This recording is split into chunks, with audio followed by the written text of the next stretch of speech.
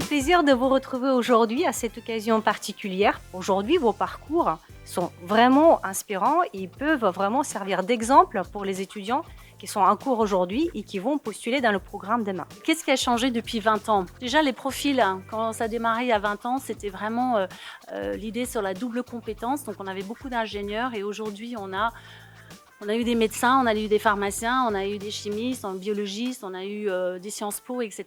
Donc déjà sur les profils, ça a été très très riche sur le master en management et compétences internationales. Ce soir, on a réuni deux masters, le MASC, Achat Supply Chain, et le management et compétences internationales. C'était un événement qui fêtait donc les 20 ans du MCI et les 15 ans du MASC. C'était un moment de célébration, de rencontres, de retrouvailles. C'est un moment de lien aussi entre les anciens diplômés et puis les promotions qui sont actuellement en formation.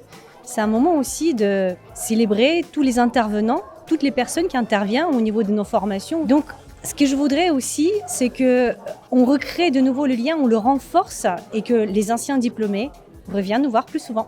On était très heureux de recevoir des professionnels qui travaillent sur la gestion de risque et l'incertitude. Et je pense que ce soit des diplômés ou des étudiants, de comprendre la complexité des entreprises aujourd'hui sur le développement international. Tout le monde est rentré chez eux avec une information qui va les aider dans leur métier futur.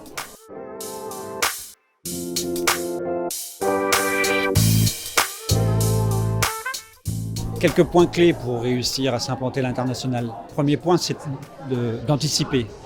Anticipez, prenez de l'avance sur votre planification. Le deuxième point, c'est de connaître votre contexte, qu'il soit politique, sécuritaire, économique, social. Troisième point, connaissez les acteurs qui sont dans ce contexte-là. Sachez avec qui vous allez travailler, où vous allez travailler et comment vous allez travailler. Enfin, ne restez pas seul.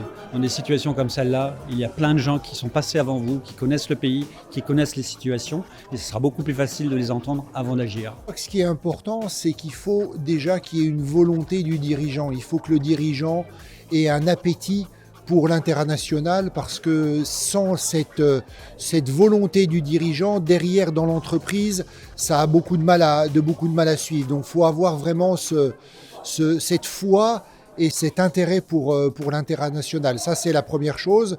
Et puis la deuxième chose, je crois qu'il faut mesurer ses risques, pas mettre tous ses œufs dans le même panier et surtout pas se déployer à l'international ou si ça se passe mal, de risquer de tout perdre. Un facteur clé de succès à l'international qui me semble vraiment primordial, c'est les ressources humaines. Consacrer des ressources humaines à ce projet structurant est fondamental pour réussir et pérenniser une activité à l'international.